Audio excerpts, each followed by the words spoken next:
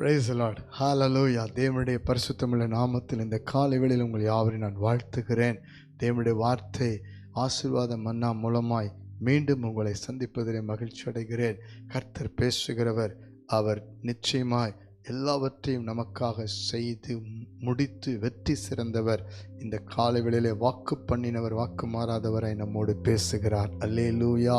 அவர் நிச்சயமாகவே உங்கள் வாழ்க்கையில் ஒரு பெரிய மாற்றத்தை கொடுத்து ஆசீர்வதிக்க வல்லவராக இருக்கிறார். மனம் சோர்ந்து போகாதிருங்கள். நேற்று இரவு வரைக்கும் உங்கள் வாழ்க்கையில் பலவிதமான சூழ்நிலைகள் உங்களை பாதிக்கப்பட்டு சோர்வடைய பண்ணியிருக்கலாம்.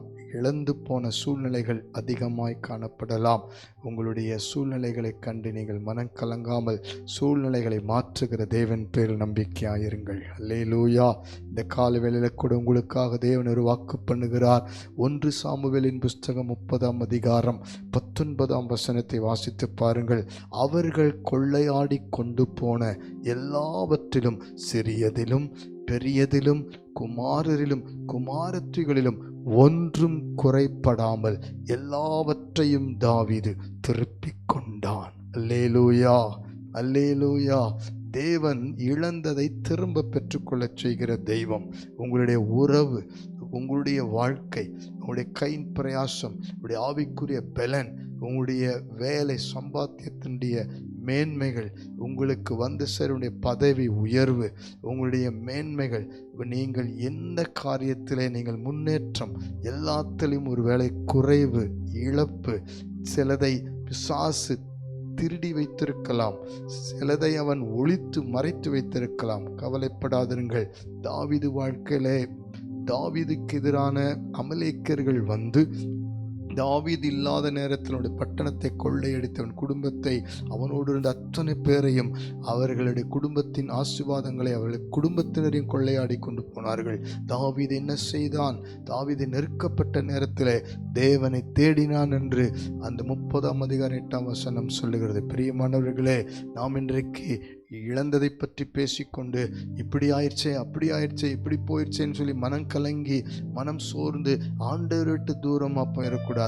விசுவாசத்தை விட்டு தூரமாக போயிடக்கூடாது. நம்பிக்கை விட்டு தூரமாக போயிடக்கூடாது. இனி ஆண்டவர் வேண்டாம், ஒன்றும் வேண்டாம், எல்லாம் போயிடுச்சே, இனி எதுக்குன்னு சொல்லி ஆண்டவரை நாம் புறக்கணிக்க கூடாது. தாவீது பாருங்க, நெருக்கப்பட்ட நேரத்தில் அவன் கர்த்தரை தான் தேடுறான். பாருங்க, கர்த்தர் சமூகத்தில் வந்து ஜெபிக்கிறான். ஆண்டவரே, நான் அந்த தண்டை பின்தொடரலாமா, நான் அதை பிடிப்பேனா என்று கேட்கும் பொழுது ஆண்டவர் சொல்லுகிறார், நீ போ, பின்தொடர், அதை பிடிப்பாய். அதோடு கூட இன்னொரு மேன்மையை ஆண்டவர் சொல்றார் பாருங்க, சகலத்தையும் திருப்பிக் கொள்வார். கை வைத்து ஆமென் சொல்லுங்க.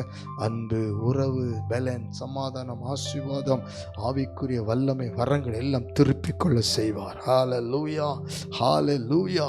நீங்கள் தேவனுக்குரிய பிள்ளைகள், தேவனுடைய சித்தத்தை செய்கிற பிள்ளைகள், தேவனுக்காக வேறு பிரிக்கப்பட்ட பிள்ளைகள். ஆகவே உங்கள் வாழ்க்கையிலே தேவன் மறுபடியும் மறுபடியும் உங்களை ஆசீர்வதிக்க சித்தம் கொண்டிருக்கிறார். சாத்தான் உங்களுக்கு எதிராய் செயல்பட்டு இழந்து போக பண்ணினதை அப்படியே கர்த்தர் விட்டுவிட மாட்டார். உங்களை கொண்டுதான் அதை திருப்பிக் கொள்ள செய்வார். அல்லேலூயா. கர்த்தர் உங்களோடு இருக்கிறார். காரணம் என்ன? நாம் தேவனுடைய பிள்ளைகள். இன்றைக்கு நாம் ஜெபிக்க போகிறோம்.